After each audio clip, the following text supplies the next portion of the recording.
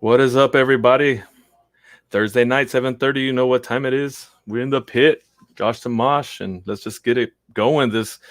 Welcome back. We were missed a week, so we've missed a few things I think that might have happened since we've been gone. So we got plenty to talk about. So let's bring in numero dos. What is happening, my man? Man, what's up, everybody? It's been a great week for wrestling, and boy, do we have a lot to go over today. And we've got an amazing guest. Christian Mox is on the show today. If you're familiar with the Texas indie scene, you've heard of Christian Mox. Oh my god! And then we start off. We're all pumped up, and we're welcome back. And then this motherfucker. Fuck. I gotta go report somebody real quick. But, yeah, let's start this over, and we'll start a new feed without him. Yeah. Motherfucker ruins everything, man. Jeez. But yeah, we'll just kind of try to act like we didn't see that, which is hard to do because, the stench stays for a while anytime he shows anything. But let's get it going. Like I said, there's been a lot going on. Sorry, kind of got just thrown off by the worst person in the biz. Changing up the order a little bit tonight. For those of y'all that are familiar with us, we always have a usual order. I always go first, but tonight I get to go the last spot. I'm going main card tonight, guys. I'm main event in the main card. He's got called up to the main roster. We'll go straight to Juan, and we'll let him kick us off this evening. Boom. Numero uno, what is up, man? Yo, what's up, everybody? How y'all doing today? Good, man. We're happy to be back. Happy to have you back. Everybody's back. Back. I'm gonna say back. Back to back. Awesome, man. So what you got cooking for the lucha world? So we got a little bit of everything. So first of all, I want to start with congratulating Blue Demon Jr. on his 37th anniversary as a wrestler. 37 years. Holy crap! He was wrestling even before I was born. That's a long time to be wrestling. I would say that's about 2 or 3 years after I started watching wrestling. But so who makes that feel older, me or him? I guess him, right? Probably around the same. Yeah. Yeah. So there's been guys that just work a few years and they're like, that's it for me, or guys who want to retire by age 40. But this guy has gone 37 years representing the Blue Demon family and representing Mexico all over the world, like literally everywhere. So congratulations to him. Even if you didn't want to sign a mask in New York, you still deserve to be mentioned and for people to congratulate you. Oh, wow, man, are we? Sorry. Next. Yeah, we'll just need to move Martinez Entertainment announced their anniversary show, and one of the surprises, not a surprise anymore, is the booking of formerly known as Kalisto, now Samurai del Sol. He makes his comeback to the independent world, and he's coming to Martinez. And not only that, but Rouge is also going to be there. Bestia del Ring, Psycho Clown. I know Numero Dos loves Psycho Clown. He's a huge fan of his. And so boom. Maybe Numero Dos can make it to that show and he can finally meet Psycho Clown. And also we have Psychosis from Los Vipers. And this is just kind of like part of the talent booked for that show, but there's supposed to be more surprises coming soon. So let's keep an eye on Martinez. I mean, wrestling world and surprises, right? Right. Like that's the theme of the theme of the week. I think they go hand in hand. Yep, and this week especially. Holy crap. Yep. So this past weekend in California at this promotion called RGR, there was a match where Pirata Morgan faced Damian 666. And it's interesting, not because of the match, of course. They faced each other many times. But this match ended up in a signing of a contract for a hair versus hair match. Oh yes. Now, in But other circumstances, this will be perfect. mhm. You know, it will be, yeah, it's a hair versus hair match. Yeah, it's gonna be cool. But don't forget what Pirata Morgan said about wager matches that they were What? previously arranged. So now there's people who saying they're not. There's people who say they are. You know, everybody's gonna take the side they want and think what they want to think. But so now there's people talking shit to Pirata Morgan about him putting his hair on the line once again after him coming out and saying all those things in the Escorpión Dorado show. So it's gonna be interesting because both of them can still go, you know, and Mhm. both of them have that brawler hardcore style. So it's gonna be a good. It should be a good match, interesting, regardless of the outcome.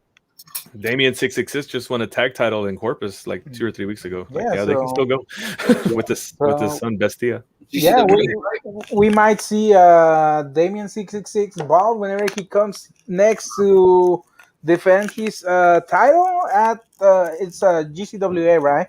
Correct. Yeah, you Yep. know, whenever he comes back to GCWA, we With might see Mecha him Wolf. with no hair. Yep. Might see him with no hair, or we might see Pirata Morgan with no hair once again. We'll see. We don't know. Anything can happen in the world of lucha libre. That's for sure. Yeah, they did beat up that ref. Yep. So, and that's all I got for today. Just kept it short, but yeah. Appreciate it, man. Got to cram in. We have so much news happening and things that have happened. I thought we got to all do that tonight. I think. You know what? You know what though? I'm gonna cut in your segment a little bit because we had an opportunity to worlds collide. Everybody, because Lucha was also on AEW yesterday, as Yep. El Idolo's manager was revealed to be. Chavo Guerrero. Ooh, man! Every single segment today rolls into the next. This is the first ever. Every single segment we have touches each other somehow. Well, now that you brought that up, well, and then who came out to whenever El Idolo was there? Penta and Phoenix. And they Yep. what they tell him, you're not the face of Lucha Libre. Lucha. We are. Yeah. Yeah. And in a way, they're right. They're right. I was gonna say the thing. That is absolutely correct. Facts. For the past 3-4 years, they've been the face of Lucha Libre everywhere, Yep. everywhere.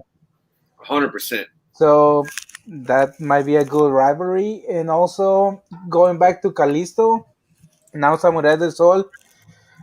He used to have a feud with Penta back in AAA, like back when Penta first got the Pentagon Junior gimmick, because Samurai del Sol Kalisto was the first Octagon Junior, and they had a feud. The plan was for them to have a mask versus mask match at some point, but due to the bookings of Samurai del Sol, he had a lot of bookings that couldn't become a thing, but it was supposed to happen, and so he was always booked. Samurai del Sol was always booked, and then eventually he got signed by WWE, and that match just never happened. Never happens. Yeah. Now it would make sense for it to happen as he's no longer Octagon Junior. Interesting. But I can still see him go against Penta and have killer matches. Nice. Woo! All right, man. Well, appreciate you. World of Wrestling. So much going on. Appreciate you, man. All right. See you. Every segment today touches each other. Every segment is going to reference the next. Yep. Let's just bring it in. That's to Japan. Yeah. We ain't got time, bro. We ain't got time for intros, bro. Let's do it. Get it. Get it. Okay. So to share my screen. Screen share. Actually, that was a botch on my part, but I'm just trying to play it off. It's all good. Sorry. Hey, while my screen's loading, again, shout out to Martinez Entertainment. It is absolutely. I am a fucking super diehard fucking those fucking masks, fucking luchadors, fucking amazing. Hey, is it shared yet? No. Nope. Boom. There we go. Okay, good. Okay, so New Japan. So I'm gonna go to basically New Japan all for today. So a lot has happened since we have been gone, but lately New Japan has been having to run a lot of shows to make up for all the money they've lost. So within these past 2 weeks, there's been a total of like 5-6 shows, and there's two more shows. Yeah, there's a show that happened today, and then there's 2 more shows. Actually, 3 more shows happening this week, to include the biggest one, which is Wrestle Grand Slam. So I'm going to talk about some of the upcoming events while talking about Grand Slam. So the Grand Slam, it is a Tokyo Dome show. What's weird about it is they're running this against the Olympics, and there is a pandemic issue happening in Japan. So right now they said that I'm going to ignore that comment. So right now they said they capped how many people they can have in the Tokyo Dome. So it's not going to be as packed. And it's going to be a sadly only a clap crowd. So if you've been enjoying a lot of the awesome like AEW kind of events with like a whole bunch of people, amazing. You're not going to see that with New Japan. But what you will get is awesome in-ring action. So we're going to ignore the first match. That's not odd though, right? Yeah. Well, yeah. Well, you know, that's another discussion there. But we're going to talk about positive things. We're talking about positive things. That's why we're not going to talk about the first match, which is a Toru Yano match, which is a Royal Rumble. And for some reason, there's handcuffs involved. That's only left for in the bedroom, not for in the ring. But let's go to the next one. So now we're going to talk about Okada versus Jeff Cobb. So essentially, ever since Will Ospreay went to UK, Okada's really been the one that's been feuding. Not yet, buddy. Okada's been the one that's been feuding with the Cobb and the Empire. So this is just kind of a holdover until hopefully Will Ospreay comes back. But it should be fucking awesome because it is Okada. Yeah. Next. Okay, so this is kind of weird, but in the matches and events that we've missed, they actually had a 1-on-1 against each other. So actually, Taguchi beat Ishimori with a roll-up using his ass because he's the ass man, and Romero, yeah. Right. And Romero and Phantasmo actually went to a draw. So now we're going to see who is going to win. Is it going to be the coaches or is it going to be freaking Bullet Club? I think it's going to be the coaches just because finally give them a win and do something different. But I can totally see Bullet Club just running because right now Bullet Club is the hottest thing right now in wrestling. And we'll get into that. Oh, fucking yeah. Hey, breathe it in, baby. Breathe it in. Next. See, I'll drink to that. Next, okay. So now we have talking about Lucha. We have a Lucha-inspired wrestler, El Desperado, going against Robbie Eagles. Now, during the time we left, El Desperado he actually beat Ishimori, and after he beat Ishimori, Robbie Eagles came out with a video saying, "I know this is fucking weird doing a video, but I challenge whoever wins next," which is random. SL? No, it will not diminish the Bullet Club team. The Bullet Club is essentially bulletproof. Get the pun. They are over as Rover. You can get pinned a whole bunch of times, dude, and they will still sell shirts like crazy because they're always the Bullet Club. And as long as you have someone as Jay White as a leader, they're going to continue selling those T-shirts, fucking black and white, baby. But yes, so with Robbie Eagles, so he came out and he challenged El Desperado. That was interesting during these whole bunch of events. Every time El Desperado comes out, you actually have Hiromu actually in the crowd and actually in the commentating team. So they've been El Desperado and Hiromu. I've been like going back and forth. So they're definitely going to go ahead and set something up. Hopefully for in the future.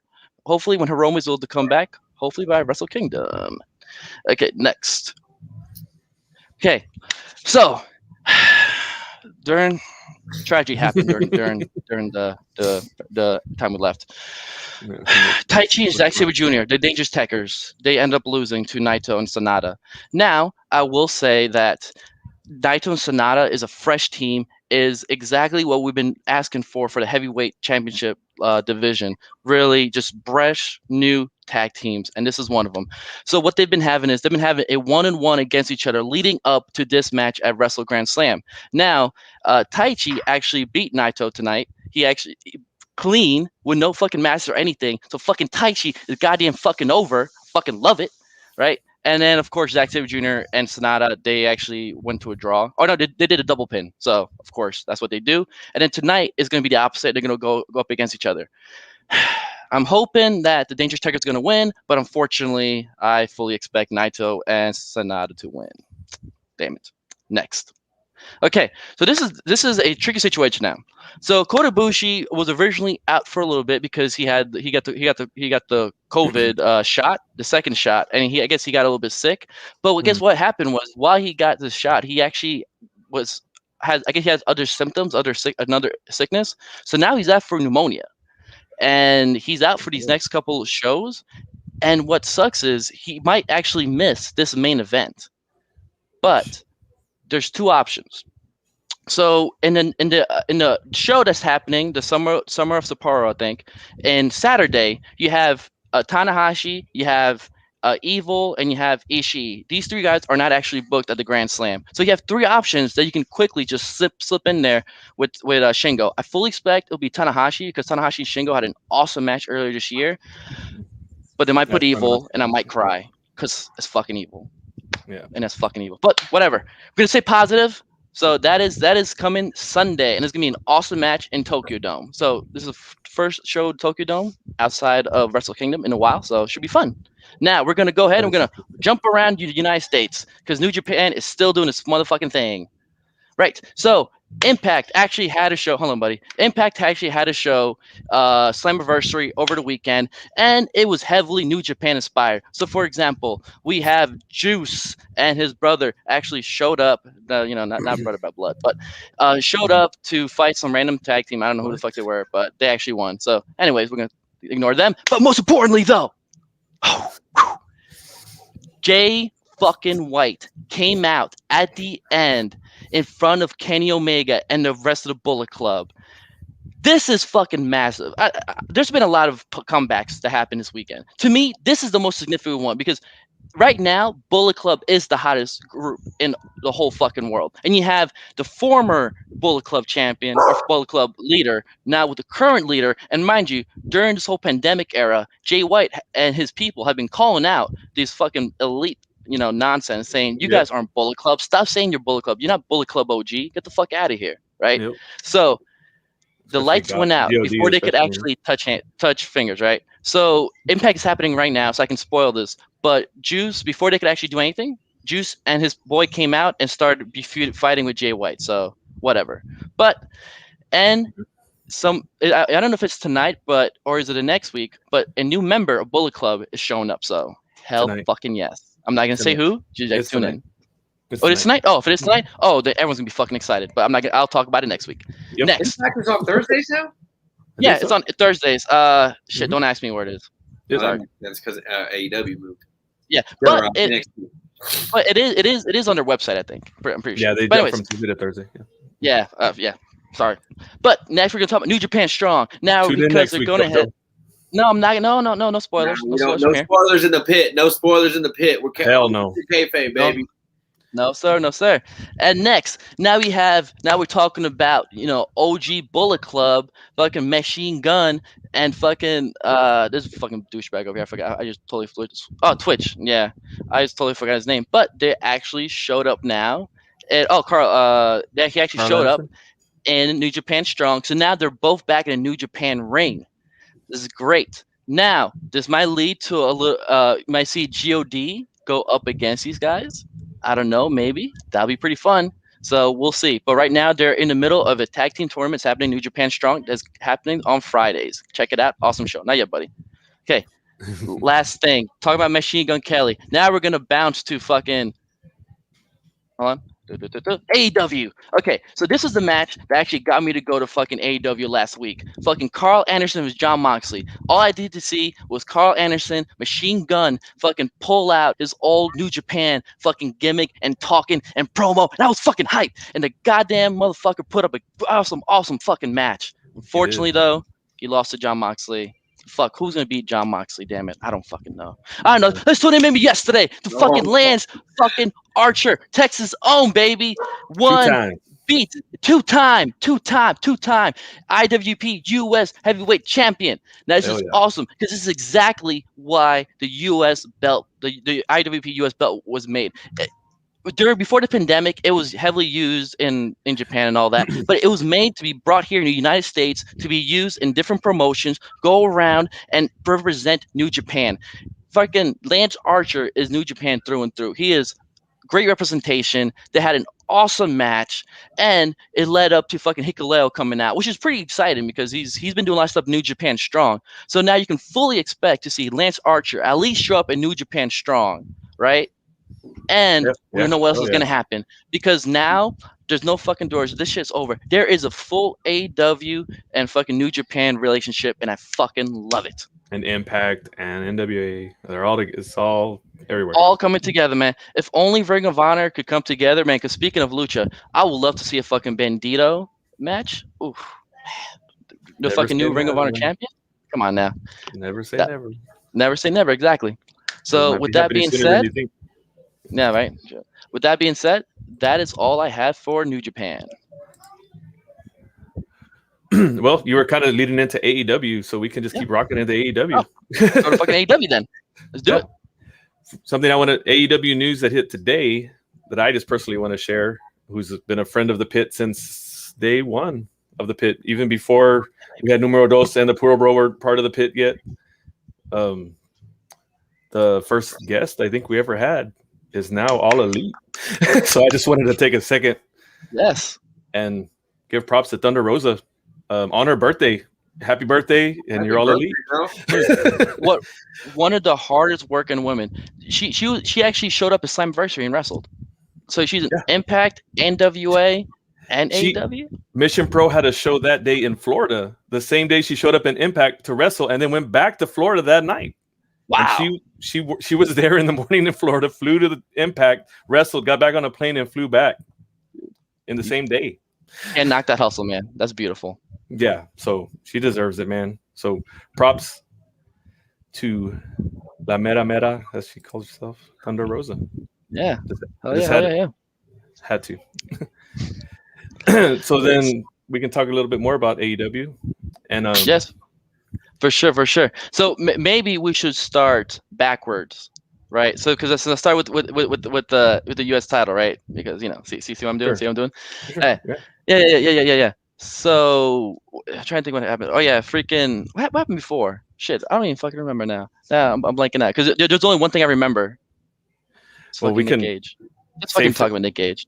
Let's bring it into Numero Doses. You just stepped all over him, but it's all good. Fucking way to shit on my intro, but that's cool, bro. No, I'm messing with you. So Nick Gage has been introduced to the AEW universe, which this is really big. For those of you guys, since I got a few extra minutes, I'm going to tell a little story.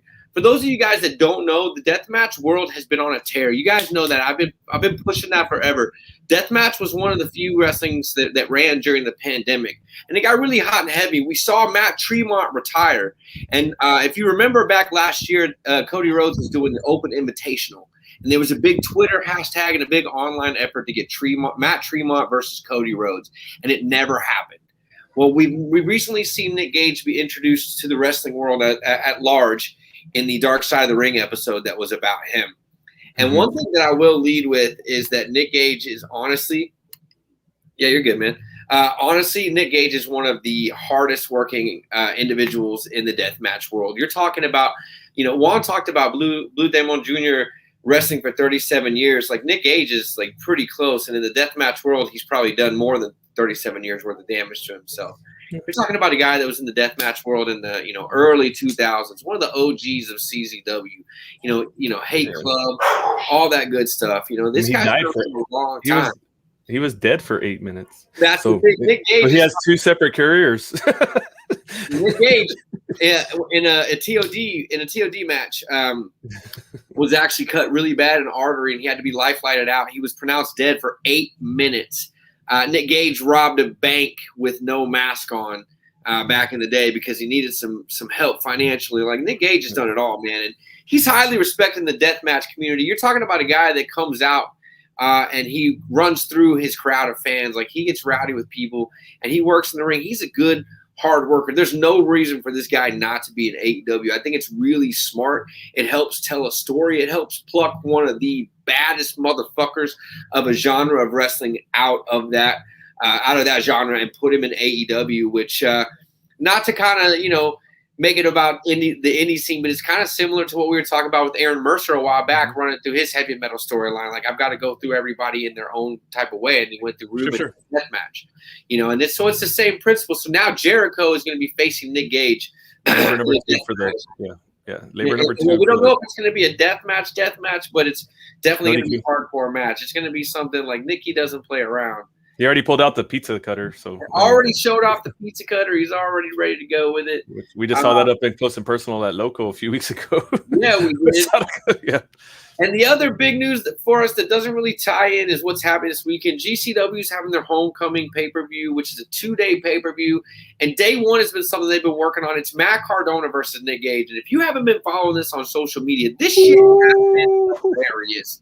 Like, you're talking about Nick Gage, who's just the guy that gets on Twitter, and he's just like, hey, my gang, my MDK all day. Like, everything he says is just one paragraph, just one long sentence. And it's just crazy. Like, his presence is just so pure and natural. Like, it's literally just his thoughts on the universe. And Matt Cardona has been, like, schooling him, like, man, I don't even know what you're saying, man. Like, what the hell?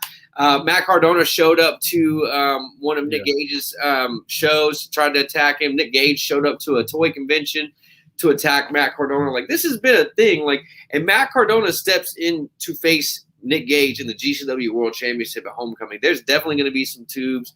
Matt Cardona has already said he's contacted the #1 lawyer in wrestling, and there's no pizza cutters to be involved, but we all know that's a hoax.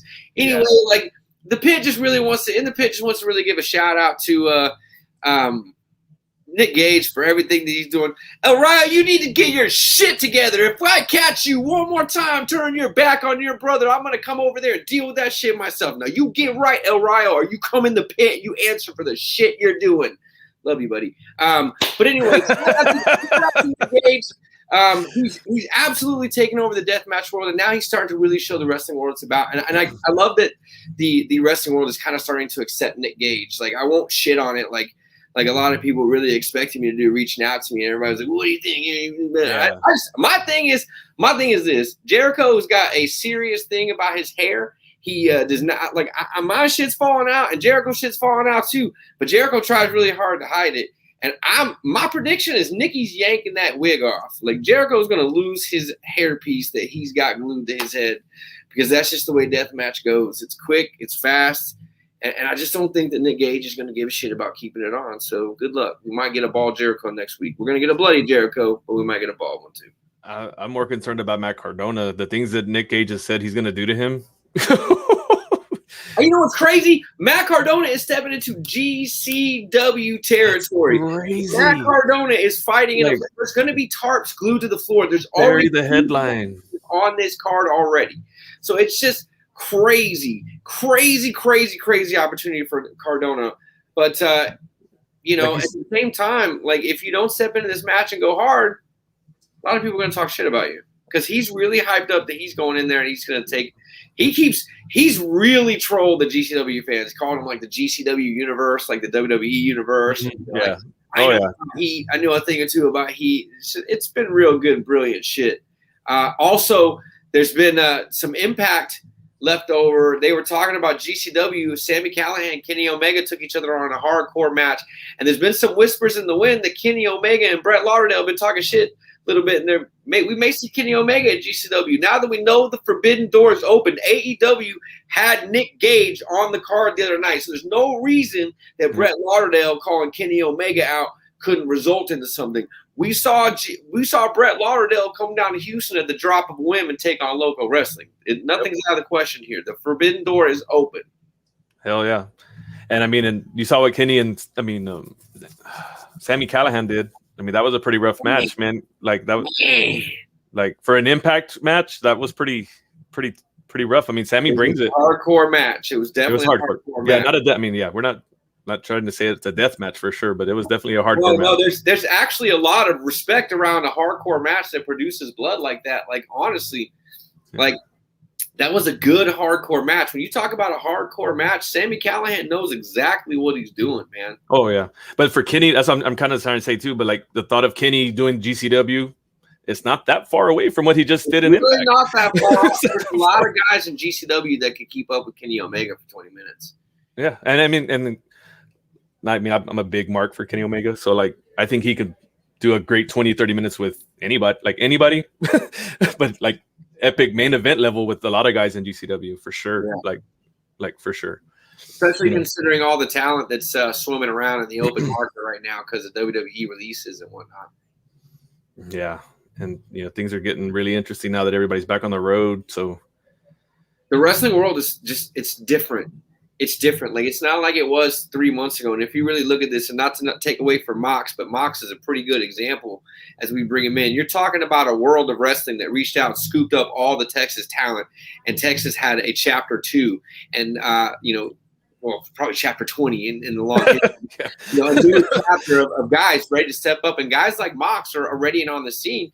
And it's crazy. Like, the Forbidden Doors open, indie talent showing up on AEW, Impact. It's crazy. What a time to be a wrestling fan, man. What a time to be a wrestler. And I liked how you put Texas in there, but we were talking about Mox, so let's just bring Mox in right now. Just welcome him into the pit. Jock Mox, how's it going, my man? Welcome to the pit. We lost. He's there. I see him. Do you see him? I see him. I lost him. I never saw him. He's been fine for 35 to 40 minutes. Then we brought him in, and then we lost him. Maybe he didn't want to follow my intro. Man, it was just you hyped him up so much. He's like, I can't take it. I just can't take it. All right, guys, let me back it up. But we can talk about what he's going to be doing on July 31st. Inspire Pros announced their match for the Texas Indie Showcase: Johnny Bedlam versus Christian Mox versus Chocolate Poppy. Yeah, it's going to be. I mean, like I said, I'm biased for the show, of course, because PPW is going to be represented as well. What's up, Mr. Wrestling? I didn't even do it, Nastico, you shithead. Man, why is he still here? Like, I didn't even do it. Like, what the fuck? Man, I tell you what, though, this is my thing. Talking about the next chapter, you have to have your eyes on Inspire Pro, because when you really look at Inspire Pro and a lot of the talent pool that they had going into the pandemic, a lot of those guys are doing big shit, crazy things. Now, you're talking about Chandler Hopkins, Dimitri Alexandrov, Jay Sirius, Ricky Starks, Fuego del Sol. You're talking about half that roster just being so busy, so crazy, so booked everywhere. Inspire calling it AD, Inspire starting fresh again, starting its own new chapter. And Christian Mox leading the way is a big one for me. Like, this match represents a lot of what, BIS is really about. And that's booking talent, booking talent that's going to come out, work their butt off, be good interactors with the crowd, a good show. Like, that was always the thing about Inspire Pro, man. You were guaranteed a good fucking card. You were guaranteed good wrestling. And all the indie shows I've ever been to, if it ever speaks out to you, Bis, the four-way match with Dimitri Alexandrov, Steve Orino, Zach, and Nate Webb is still one of my favorite live matches I ever saw to this day. And he's seen a few. Honestly, like, for a long time, for me, Inspire was home. Like, that was my home turf, because it's an Austin show. It's in the backyard. It took me a while to get onto the scene, but once I got here, like, we used to literally sit out back behind the ASF Cinema and tailgate. That's where the tailgates began, in my opinion, was at Inspire. We used to sit out back, and then we would just round them up and go inside ASF Cinema and get crazy 85-degree shows. And the talent was even hotter, man. Ricky Starks versus ACH to start off 2009 or 2019 was a banger too. It's just been crazy. Like, this whole scene right now is so explosive. And when you talk about 9 companies have to put together one card, everybody gets one match. To me, Chocolate Poppy, Johnny Bedlam, and Christian Mox screams Inspire Pro, and it speaks to large talent, or it speaks in large part to what Inspire Pro is going to bring down the line. Exactly, and that, I think it was like when we. No one wants you anywhere, Nasty Code. No one wants you anywhere. Anywhere, period. Yeah, you're right. Sorry. But yeah, the showcase, I mean, like you said, that was the goal. And when we started hearing who was going to do what, and I heard that match, I was just like, yep, check. You know what I mean? It was just like, yep, that's what's up. And that screen, like you said, that's Inspire right there. Yeah, it really is. It looks like we got Mr. Mox back. We've been talking much. There he is. Hey, sorry about that. No worries, no worries. Good to have you on the show, Mox. Welcome to the pit. Oh, good to be here. Oop. And we already got heat we've got Chocolate Poppy fan in the Roland. We'll catch you up. We were actually just bragging about your Texas Indie Showcase match with you versus Chocolate Poppy versus Johnny Bedlam, talking about how Inspire's kind of starting a new face, a new program for themselves post-pandemic, and you kind of leading charge, with that match. Like, it's really interesting. It speaks to that. How excited are you to be representing Inspire Pro in that showcase? I can't even tell you my excitement. It's off the charts. Off the charts, man. Like, I just really feel blessed to be like in the first Inspire match back since the pandemic, Yeah. And it's your debut for Inspire, right? Yeah. What a place to debut, right? On the Texas Indie Showcase with 10 matches, nine different promotions, right in the middle of everybody wrestling getting all fired back up again and out there. And so how did that, well, I said you already kind of answered that, how does it feel to represent, but just being a part of something, and like we had kind of talked about, this is kind of like Texas Talent Wave 2.0 for the last year or two, because we're kind of losing our indie talent to these big companies, but you're kind of part of that next wave that we have coming, and that's kind of what this whole showcase is about. So like, what are your, like, how does that feel to be part of that, like this movement, and also, biasly saying, like, being part of the best state in the fucking country for wrestling? You know what I mean? Like, yeah. I'm glad I'm in Texas for sure, man. Like, no doubt. And just like, it feels awesome, man, because I started training when I was 17, and this is what I wanted, to be in the spotlight and to be in this position, and I worked my ass off for it, plain and simple. And I'm going to take this opportunity, show my skills, show why I'm one of the guys leading this young generation into the future. So. And hell yeah, when you say you be working, I know, because you be blowing me up all the time too. But you're always got some cooking. You're always working on the next show. You got another show to go to, and that's indie wrestling, 101, or I guess the way it is. And you're out there doing it, man, and it's great to see. You said you started training when you were 17, and that's what you always wanted to do. Did that always wanting to do start when you were 17, or did it start when you were 7? Did it start? When did you begin really like having your mind that that's what I want to do when I grow up? Oh, kind of cheesy question that I ask everybody. Yeah, no, you're good. When I was younger, for sure, I've always played sports, football, of course, baseball, basketball, soccer. So exactly 4 touchdowns. Yeah. I love that so much. But no, I've always, been physical. I've always been, grinding in any sport I've been in. And, wrestling was something that I would always watch after practice, something that would take my mind off of things when I was at the house. And, after high school, after I was done with football, I was like, man, I want to hit up DFW All Pro, because I watched Lamont when I was 8 years old in Graham at the Ag Barn, nice. And just after I graduated, I saw the school and I was like, oh, I've seen Lamont. I know he's a really good wrestler. I'm sure he's a hell of a trainer. So I went there, and look at me now. Yeah, and he is a great trainer. Yeah, for sure. What would you say is the most valuable lesson you learned during your time training? Oh, man, I've learned a lot of life lessons, a lot of growing up per se, because I started out when I was a teenager, and, just the most valuable thing I've learned is, to never give up on your dreams, to always grind and always respect, the people that are giving you opportunities. Always show up, show out, put in work. Yeah. Great motto.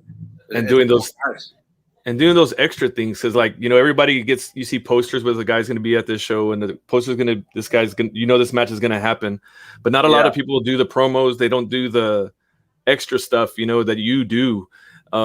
Is that just part of your drive, or did you get inspired by somebody else to be like, man, that guy's putting in that work, I got to put in that much work or more? Like, is there someone out there that's kind of that you're seeing? I'm sure there's more than one, probably, because we have a lot of great talent. But like, this is something about you that I've really liked. Is you do those promos for the shows that are coming up. You cut promos. You make the stories happen. You know what I mean? Like that. That's what fans love. And where did that come from? it's just, wanting to stand out. Because like you said, a lot of people don't do that. So why not, stand out? Because if people see that you stand out, that's how you get to the top, For sure. And That's speaking of like promo, watching, Isn't that how I heard? I'm pretty sure that's how I heard about you. You were in Nastico's promo tournament last year, weren't you? yes, yeah. I was in a couple of them. Yeah, that was actually how I came across you last year. Like, I had never heard of you before until that promo tournament. And that was one of the things that had me do some research on you. Nastico wants to know about Hell and Back 3. and that's what kind of was going, because that promo that you just dropped in regards to that, I even reached out to you as soon as I saw it, and I was just like, holy shit. Like, I didn't even know about it, but now I want to know everything about it. So let's talk about it, because they were in my show. So tell us about Hell and Back. Yeah. So it's my team. It's me, Kari Wright, Exodus Prime, Eddie Martinez, Nate Collins, Killa Kate, Max Beckett. Basically an 8-on-8, 2-ring, no padding, no wood. cover on the ropes. Yep. Bare boards. Bare boards. Yep, just wood and wire, 2 rings. It's us versus the Cartel. Cartel loses, they drop all the titles, including the trophy they took for me. I got to get that back. If we lose, we're fired from DFW, but that ain't going to happen. We ain't going to lose. So, I've been in street fights, so I ain't afraid of anything, and I'm dead set on getting rid of the Cartel. So, Have you ever been in a bare boards match, though? no, but I've been thrown from a truck on concrete, so I think I'm a little prepared. Okay, all right. I just find it interesting because we actually interviewed Aaron Mercer a few weeks ago, and he's been in a few death matches recently. And I was shocked when he said, "Oh, the thing that hurt the most was the bare board." Yep. I was like, "What?" Yeah, it hurts, but hey, man, I'm going into war, and I know what I signed up for. The bear anything to get rid of Nastico, right? Oh my God! Please. Just we need to be done with him in every chance. I agree. Every chance we get. And just going back to the bare board matches, like that's always that next level that like never really gets attained a lot in matches and storylines, is when it gets down to the bare board, because it's just like that. This is it. Like this is where we go. Like, it's happened a few times in the mainstream. My company got created by watching a match that ended up as a bare board match. It was an hour-long Iron Man match, and about 30-40 minutes into it, they ripped the mat off and finished it on bare boards, and it's just like, and I'm sitting there watching and I'm like, I'm gonna do this, and then PPW was born. So that's what I like when you talk about bare board matches. Like, I'm in. That's like I said, that promo you cut. I'm just like, I gotta watch it. I can't be there because but I will watch it as soon as possible. The show this Friday, if you purchase a ticket to Hell and Back 3 or VIP, it takes 2 tag tournament on July 30th, and you get to be at that show for free. So, very nice. Yeah, I'm way down here this Friday. So tomorrow. Well, the Hell and Back match is not tomorrow. The Hell and Back match is August 13th. But if you purchase the ticket, to Hell and Back 3, you can attend the show tomorrow for free. It's our final stop before we go to war. So it's like the go home show before the big one. So 8-on-8 match. Take away the bare boards, take away the feud, take away all that. Like 8-on-8, a lot of people. That's 16 people in one match. And it's elimination. Oh, right. Yeah. So it's almost like a Royal Rumble in its prime, but everyone has to accomplish the same goal. Talk to me about, as a wrestler going into something like that. Are you nervous about your communication with everybody, or do you feel like you're gonna have a good flow? How do you feel about that match? I'm just going in there and doing my thing. I ain't nervous at all. Yeah, like I said, it's like war games, but elimination. It's more. Not worried about losing control of your own partners. Not to be like weird, but it's Nastico. You never know. You might trust the 7 people, but right off the bat, Killa Kate has just recently left the Cartel. Are you not worried that maybe anybody in your team is not in your pocket? Nah, man. We've all been through it with the Cartel, man. We've all been jumped. Yeah. You know what I mean? They tried to kidnap. They tried to kidnap Kate, so I know she's out for blood. Yeah, they threw me from a truck. They took Max's title. They took Kari and Exodus title. They cost Horsepower the tag team titles. I mean, they done it all, man. So we ready to beat their asses. Excuse my language. No, Darren, you can cuss all you want. We're in the pit. We don't give a fuck here. You can cook whatever you want. Oh, good. Yeah, I like that. Yeah, we're in the pit. Yeah, we don't give a fuck. Bare boards, no rope covers tent. We already know Nastico. Like, we got to echo in the comments. I'm sorry with this idiot that's here. Yeah, okay. I know that this jackass is talking a lot in the comments, but the no rope covering thing is pretty fucked up. Like, yeah, as the deathmatch specialist on this show, the no rope covering thing is kind of fucked up. Like, that's got my. I wish they didn't already have something. That shows ICW in Austin. Yeah, that's crazy, dude. Like, are you like? Nastico, thank you, Aaron. Appreciate it. Aaron. Thank you, Aaron.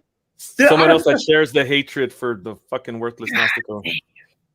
Well, let's take it back. So you're talking about training and you're working that. Walk me through your mindset as you kind of start to explode on the scene, because the mindset behind getting into wrestling is, it's going to take you a while, kid. Slow it down. All that stuff is going to take you a long time. Yeah. But Texas wrestling seems to be in a time warp, like almost like a black hole. Like, you sucked in, you're automatically on the other side, and you're over. Like, talk to me about your mind as you're just kind of booming through this. It's just been crazy, man. But like I said, I know I'm earning in the spot that I'm at. You know what I mean? Because I've been going to shows, paying dues. Helping out, and yeah, man, and it's like, I know I worked my ass off for this opportunity, and my mindset is that I'm ready to show my skills. I mean, I'm wrestling almost every weekend to October, so it's like, I'm ready. I'm ready. Time to show the world what Christian the Jock Mox is all about.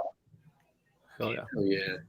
So, Christian the Jock Mox. So, I always like to dig deeper into the minds of how these gimmicks come about and whatnot. I mean, I kind of have an idea where the 4 touchdowns in a high school game kind of thing comes from, possibly. But where did that was that always just like what you wanted? Like, I'm going to be Jock Mox, so I played football. Or where did the gimmick come from?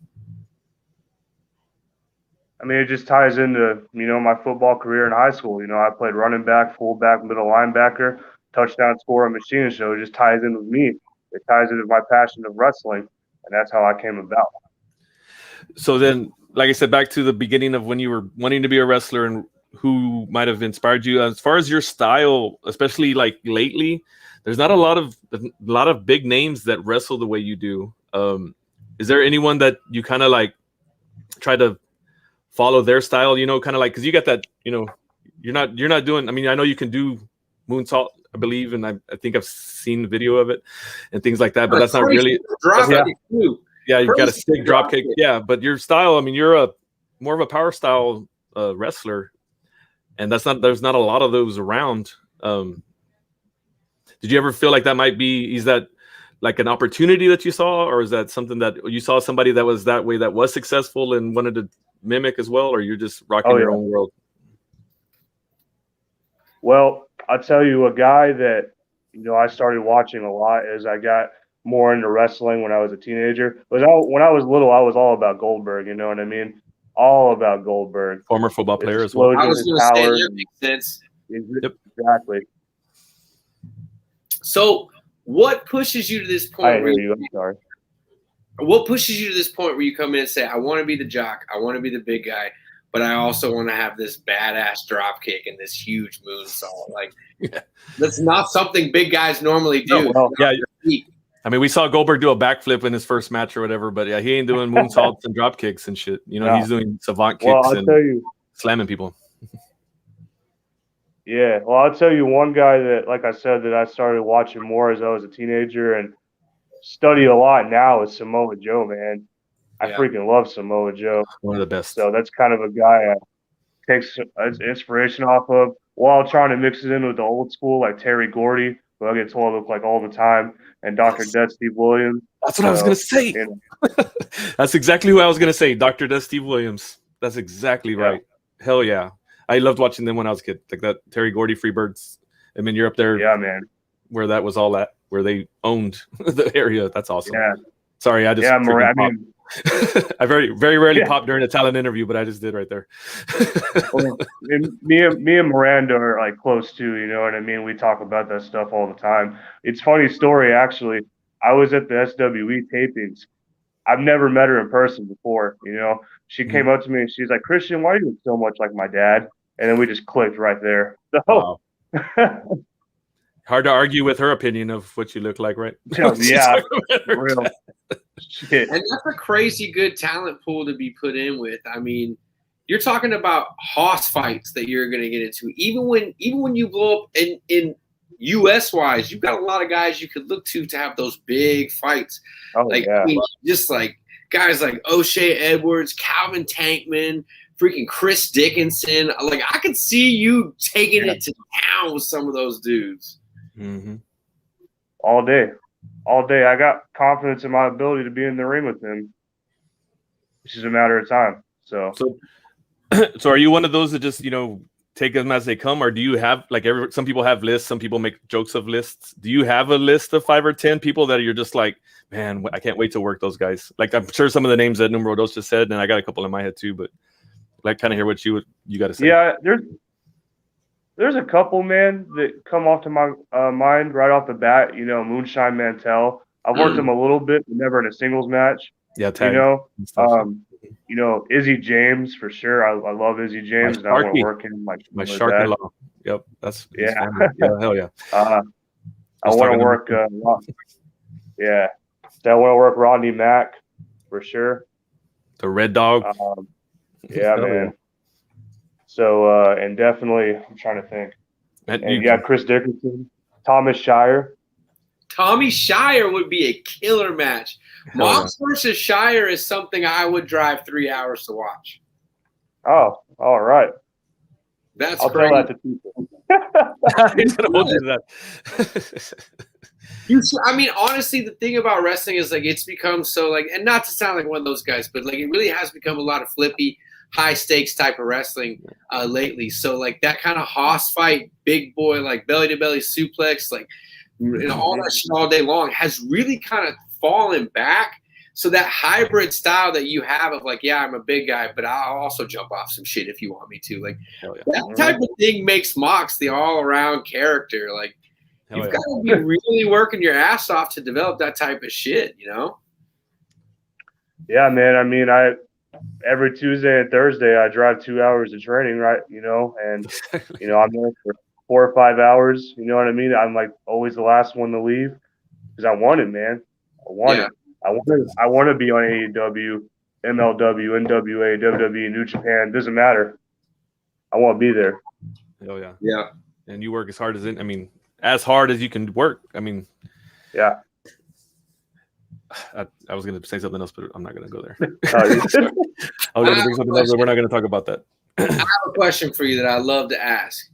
Yeah. If you had to pick a match for people that didn't know you, if you had to pick one match in your career to say, watch this match, this is the best version of me, what match would it be? Man, that's hard because there's been a couple of those where I was just really freaking feeling it. I was like, y'all need to watch this right now. The one I had against Jay Davis this past Saturday, that was one of my favorite matches I've had. There was one I had against Dmitry Alexandrov. Loved it. And there was I actually wrestled Justin Taylor in a triple threat match not too long ago. Love that. Let's see, I'm trying to think what else. The street fight I had with Ocho Camacho. That's where you saw a little more crazier side of me. Yeah, got a little wild. So, yeah. I mean, when I tell you, we went outside the building, right? There was cars pulling over on the side of the street recording us. It was nuts, man. That's awesome. It's crazy. So, but definitely the one I had against Jay Davis, the one I had against Dmitry Alexandrov. Those are the matches where you can watch and be like, Mox has got it. Yeah. Nice. And those are great talents too. Yeah. Absolutely. He's got a lot of loudmouths in the comments just saying stupid crap. Mox versus Charlie Haas would be a good one. Yeah, without his ass. Yeah, without Nastico. Yeah, well, actually, no, I wrestled Charlie Haas. I don't know how I forgot about that one. I wrestled Charlie Haas at SWE. Oh, that's true. Chris wants to know about the crowd at Will's Point. Oh yeah, man. Ooh. So it was Smash Mouth wrestling. Last minute I got put in the main event. That crowd got And wild, we though, faced for real. international. Yeah, we faced International Players Club. I teamed with Super Mike. That's a tag match you can watch. You can see I got tag team skills too, man. Yep. I love that match, and that crowd was fire. Nice. It was crazy from what I heard. I got messages and my phone was blowing up all night and morning after that show. Against who you were wrestled against in that main event as well, I believe, was who was messaging me. Because that crowd was nuts. Some of them certifiably nuts. Yeah. And that's a story for another show. Because Man. sometimes fans go a little too far. But anywho. Yeah, it was cool, man, because I was in the ring with Kerry Morton, Ricky Morton's son, man. He was a really cool guy. Mm-hmm. I've heard great things about him. Yeah. Oh, That's yeah. what- well, Oops, I'm waiting for something to load, so we need to ask another question. all right. Where have you worked? Where have you not worked yet that you want to work? Like, obviously, we have the big companies, but like in Texas, what are some promotions that have not booked Mox yet that need to? Lions Pride for sure. I definitely want to work there. And then Piro Pinche, obviously, I want to work there. I was already making the faces like that's an awkward question. Dropping the ball down here in Kingsville. Yeah. No, but yeah, Lions Pride for sure, man. Trying to think because I've worked a lot of promotions, so I'm really trying to think. How many are left? Reality of wrestling, of course. Booker's Trophy, yeah. Which they're going to start running more shows now. They're like a mandatory monthly thing now in Houston, I believe, or something in one of the towns, along with their others. So they're going to start running a lot more. Yeah. Dropping news in the pit. Yeah. So there's going to be a lot more opportunities. All right, man. Well, it seems like we're getting to that time. That time? It's that time, man. I got my phone.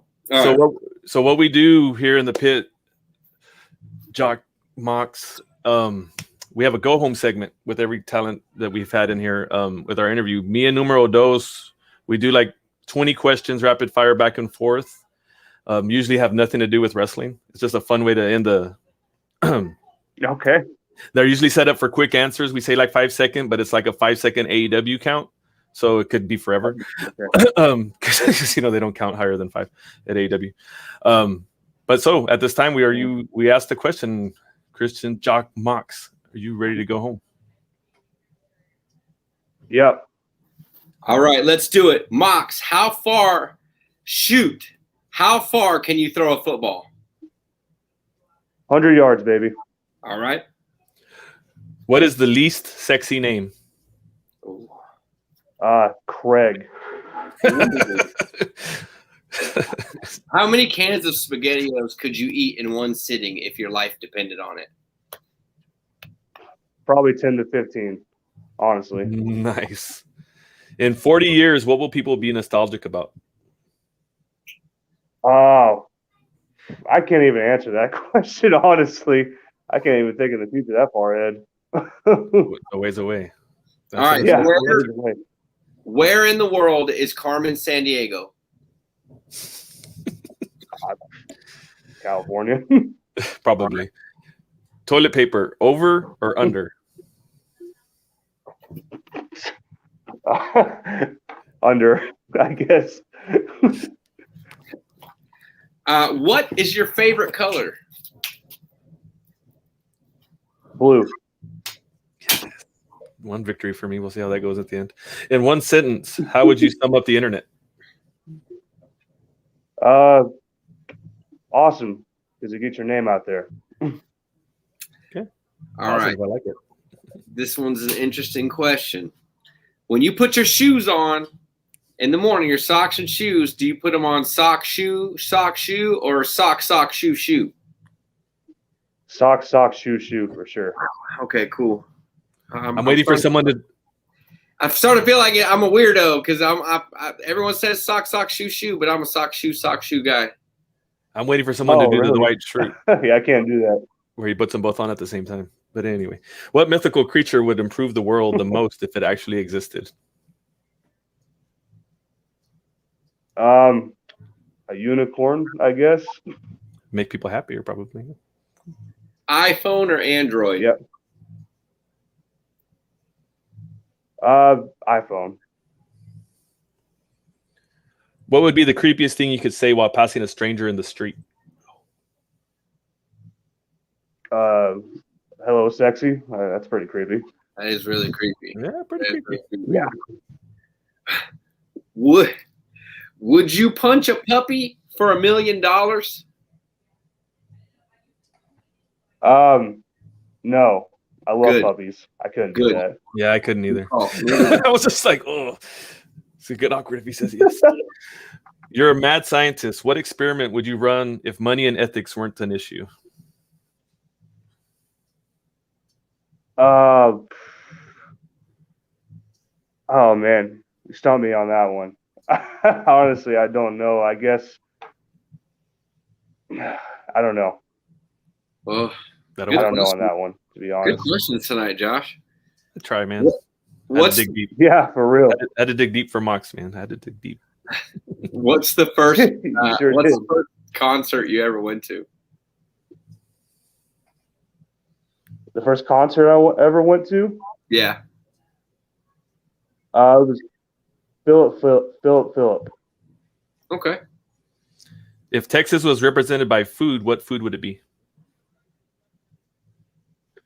I would say steak. I'm Nice. okay with that. I'm okay with that.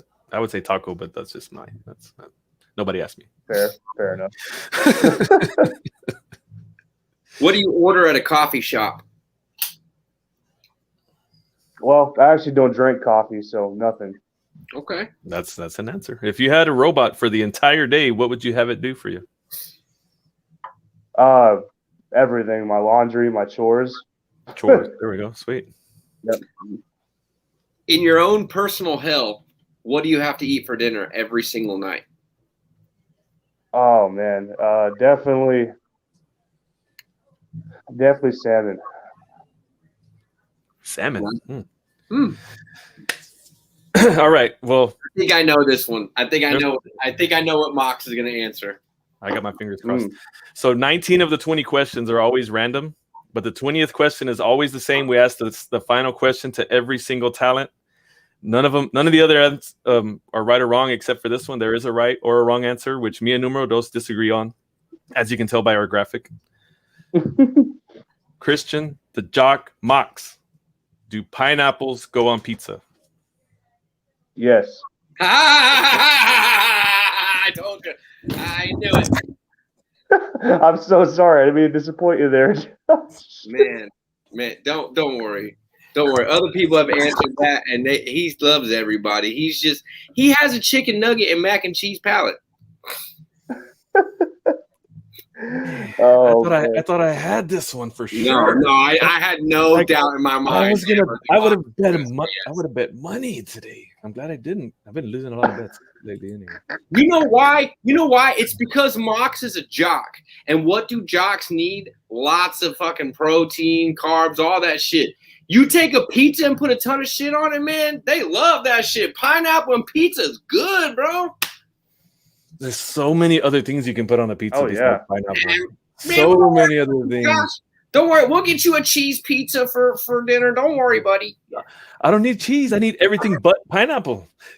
You got pepperoni, hamburger, sausage, olives, mushrooms, onions, tomatoes, spinach, chicken. Like I can go on and on and on better than pineapple. Yeah. But Well, that's not what the show's about. Thank you so much for joining us in the pit. I'm just going to keep moving past that because I'm still my soul's hurt a little bit. So we're just going to sorry, I just popped with just the PPW booking, brother. No, don't worry about it, Mox. I'm gonna tell him to book you anyway. But thank you so much for joining us in the pit, man. I really appreciate it. Thank you for taking the time. Let everybody know where to find you on your socials, where you're going to be. We know social media. we're going to see you on July 31st at the showcase. But social media is where can everybody find you? Yeah. My Facebook, Christian Mox, obviously. Instagram at Mox the Jock, Twitter at the Jock Mox, YouTube Christian Mox, and that's where you can find me. Follow me. Follow him. Buy tickets to show he's on. You see him on a poster. That means it's going to be a good show. Thank you so much for your time, man. Appreciate it. Stay safe, and we will talk soon. Yes, sir. Thank you so much. Appreciate you. Have a good night, bro. Yes, sir. Wow. What a great end to that interview. I think it's safe to say at this point that pineapple belongs on pizza. Now you start getting the guys that are like bigger or stronger, and like I'm scared of like agreeing with you now. It makes it harder for me to argue because like he'll probably beat me up if I really wanted to fight. You know what I mean? Like, damn it. Like all the other guys, it's okay. But jeez, I don't even know what I really thought when he said that he didn't like salmon, that I thought I had it. I thought it was like, he ain't gonna want fruit on a pizza. Then he don't eat salmon. Salmon's delicious. Oh man. Well, another one, man. What a crazy 2 weeks that we've caught up on. I think the best we could in our time slot. We had a lot to fill just this week alone, but we also had to cover a lot of stuff from last week. We hope we did a good job. How many times have we? Nastico's asking questions. Well, we've asked. We have to have asked the question at least 52 times because we've been doing it for over a year. Yeah. We've every interview we've done it every single time. Like, that's the question. Ever since the go home segment was born, we've done it every single time. Pineapple on pizza is how it always ends. Man, I'm not angry, El Raya. You got to chill out, man. What's with all this heel turn shit? Man, you got to relax. You guys are tag team champions now. Chill out, El Rayo. Thank you, Facebook user that didn't click the link. I don't know who it is, but thank you. We appreciate the love. We'll see it later. How many interviews have there? Man, go to YouTube. In the Pit is the channel. Thank you for helping us put our socials out there with your stank ass. And go count them your damn self if you really care. They're all there. I'm done with this guy. We're out. We're done. Later, guys. See ya.